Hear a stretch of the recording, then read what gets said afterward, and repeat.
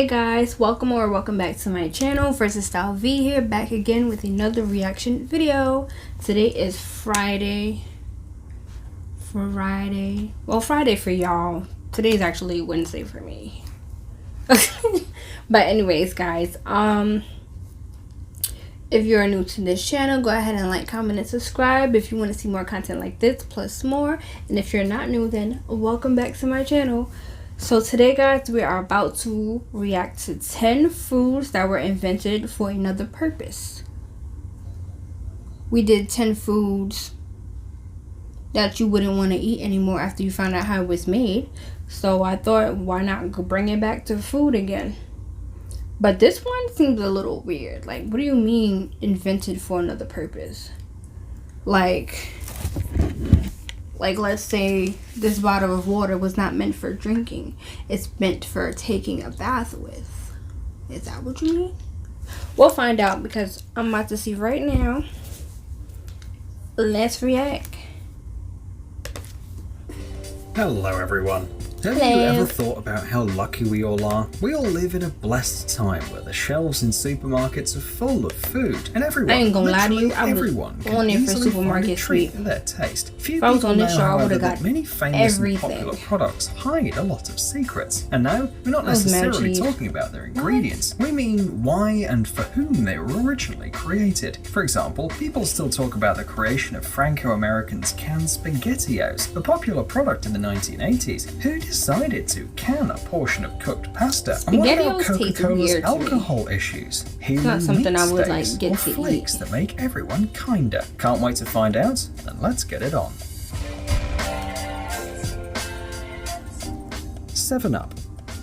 It's a little hard to believe, but the first product we're going to talk about today will celebrate its anniversary in just 9 years. In 1929, it will be 100 years since it was first prepared. The Howdy Corporation, founded by Charles Lightfoot Rigg in 1920, originally specialized in the production of orange-flavored drinks. However, there was already a popular orange soda on the market, so 7-Up was to come supposed up to with be something orange, new to increase sales. Thus, in Crush already had an orange thought of creating a refreshing drink that would taste like lemon and lime. The resulting product was unlike any other drink and quickly gained popularity. However, at that time, almost 100 years ago, it was not called 7-Up, but bib label lithiated lemon lime soda, and it only got its current name by 1936. And it's time you learned about its main secret. The drink was wildly popular, not just because of its unusual taste. The fact is that originally, 7-Up contained lithium citrate. Today, this mood stabilizer is used by doctors to treat manic states and bipolar disorder. Previously, there was a popular belief that lithium dissolves uric acid, which causes a huge number of diseases. For this reason, lithium citrate was a popular additive. Well, 7-Up, or rather its predecessor, was sort of a medicinal drink. It wasn't until 1948 that the substance was removed from the beverage, after its use was banned in the US. Graham crackers. The story of how this product was invented is very interesting. Graham crackers are a delicious treat which can be used to make pie crusts, consumed in the original form, or as s'mores with chocolate and marshmallow. Either way, it's a sweet and not very healthy treat. In the past, however, it used to be very different. The Reverend Sylvester Graham was responsible for the creation of the Graham crackers. He was famous for sticking to strict limits in his food. The man, who lived in the early 19th century, believed that in order to stay healthy, people must stop enjoying their food. His diet was vegetarian and consisted mainly of bread made from coarse ground flour. As he preached actively, Graham built up a whole bunch of supporters, and it was for these people that Graham flour and then Graham crackers were invented. Despite the fact that the Reverend himself didn't create the crackers and had nothing to do with their production, the snack still bears his name. I eat a honey-made graham from Nabisco. Since the beginning of mass production in 1898, the recipe has been modified repeatedly, but in our opinion, this is only for the best. Coca-Cola.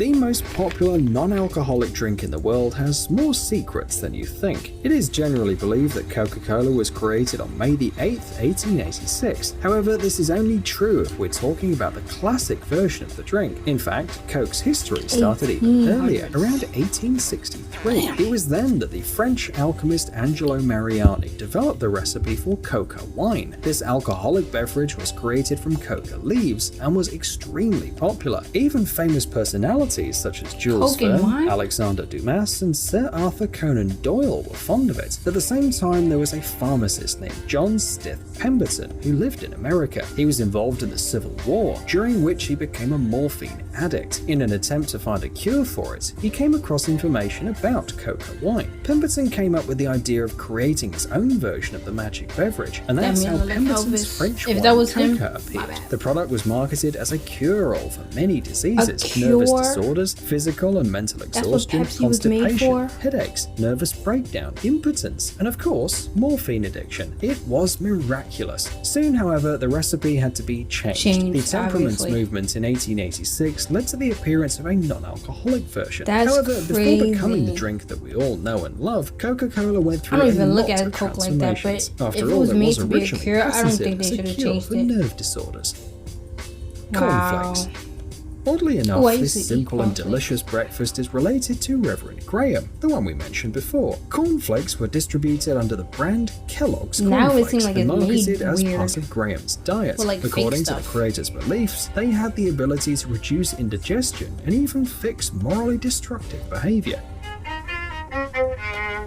It all started in the late 19th century. Graham's vegetarian movement was taking over the country, and his followers were actively experimenting with different kinds of grains. The idea was straightforward: creating new, more affordable and cheaper foods that would be aligned with the Reverend's commandments. Cornflakes, however, were not the result of trial and error. To be honest, it was a completely accidental invention. On May the 31st, 1895, John Harvey Kellogg and his younger brother Will Keith Kellogg were working with wheat. The men boiled the grains, left them to cool, and went to the health resort where they worked as caretakers. When the men returned, they found that the wheat had turned hard. Since the brothers didn't have much money, they didn't throw it away. The men rolled it out, hoping to get some kind of dough sheet. To their greatest surprise, the result was some delicate flakes. The brothers then toasted them, fed their patients, and very soon the new dish became popular in the sanitarium. After experimenting with other grains, the Kellogg brothers eventually realized that corn was the best option. In 1907, the product was introduced to the general public. However, in order to make cornflakes appeal to everyone, they decided to sweeten them, and that's how the popular breakfast came into being. Dr. Pepper. This is the third soda on our list, but what can we do if many popular drinks were originally created not only to quench your thirst? Despite the fact that Coca-Cola is still one of the most popular drinks in the world, Dr. Pepper appeared at about the same time. By the way, the protagonist of this story is also a pharmacist, Charles Alderton, a resident of Waco, Texas. When he invented his drink in 1885, he decided to sell it to pharmacies and medicine. He made some very serious medical claims in the very first adverts.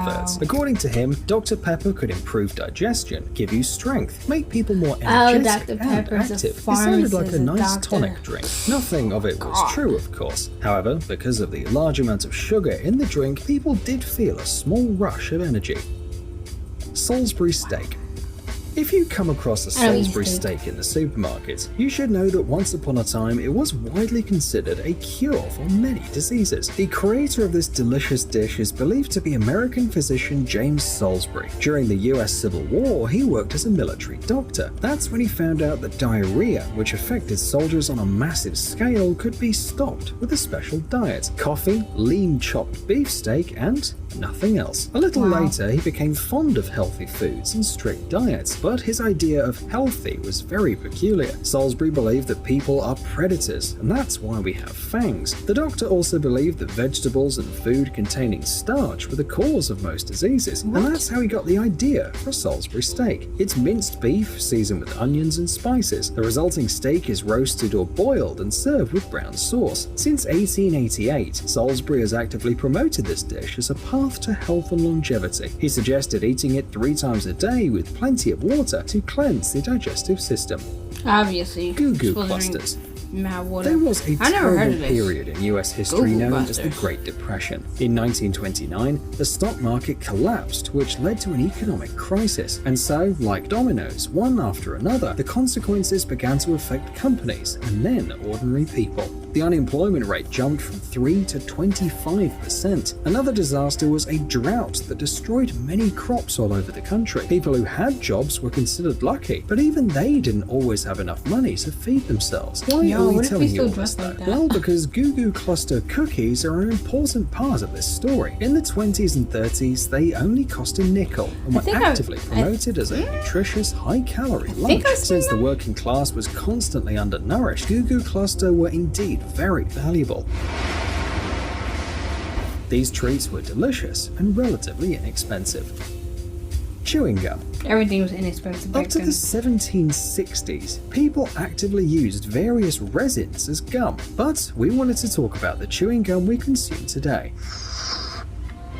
What, bubble It gum? all started when Mexican General Antonio Lopez de Santa Anna fled to New York, taking a large number of chicle with him. Chicle is a natural gum you know it's harvested one from that's called bubble Mesoamerican gum. trees. The general sold the bubble gum, chicle to something New like York that. inventor Thomas Adams. He tried to use it to create a replacement for rubber, but none of his attempts were successful. Then Adams remembered the general's A habit of replacement for chewing rubber? chicle and tried to make a chewing gum out of it. The first batch of chewing gum was sent to the stores in 1871 and surprisingly sold out almost immediately. Thomas look, Adams little boy, continued what the heck? manufacturing it, learned how to add flavors, and so gradually his chewing gum conquered the world.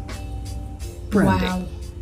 The history of this strong It drink was is supposed to be closely rubber, linked to the history and of he turned it wine. into The gum fact is instead. that in the 17th century, merchants didn't transport wine in the most usual way. Before transportation, I don't know what excess that one water was removed from the drink. Needless to say, it reduced in volume. Oh, This was brandy. a great idea because, first of all, it was easier to transport it, and secondly, trade taxes were reduced. It was very easy to return the wine to its original state. You just had to add the same amount of water. Traders did this for quite a long time, until at one moment something went wrong, so What? to say. Someone drank the concentrated wine and Straight. realized that after being stored in a wooden barrel, it Tastes tasted better. much better than wine. That's basically how brandy was Wow. created. Since then, grape wine has been distilled not for transportation, but to produce this spirit. However, brandy has another chapter in its story as well. It was first produced in France in 1313. However, it was used exclusively as a cure. Doctors called it the water of life. Cheese puffs. Which is true, because Caribbeans The say last this all the product we're time going to talk about about drinking today rum. is cheese puffs. when you're Turns out sick. they also appeared by accident. Strange as it may seem, it all They be knowing what they started at talking an about. animal feed factory in the 1930s. Corn kernels were actively ground and flaked here using large industrial machines. One Wait, day, what? Edward Wilson noticed something strange. The waste corn powder blew up from the heat, turning into unusual puffs. After some experiments, he managed to create a snack, and it Popcorn? wasn't actually that hard. He only had to add spices. Psst, dude, are you looking for Wait, new is it popcorn or technologies, Cheetos? great gadgets? Are your thoughts focused on the future? Do you love huge vehicles and can't imagine your life without robots around you? Then visit Okay, I'm TechZone confused. and you'll find all this Is this- and more. is this the like a link is little in the ad? description. You It's an interested? Great. It was an ad.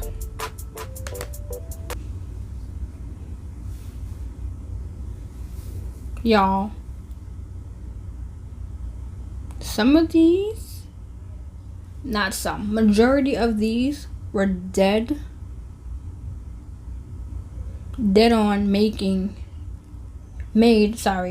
made to make you feel better. That's crazy. The Coca-Cola one, I am shocked. I don't even drink that. Obviously, it's not like that anymore. But when it was first made, that's what the purpose was, to cure you from all of these diseases. Oh my God, it just makes me think about how the world is now. Doctors don't even want to help you. You know what I'm saying?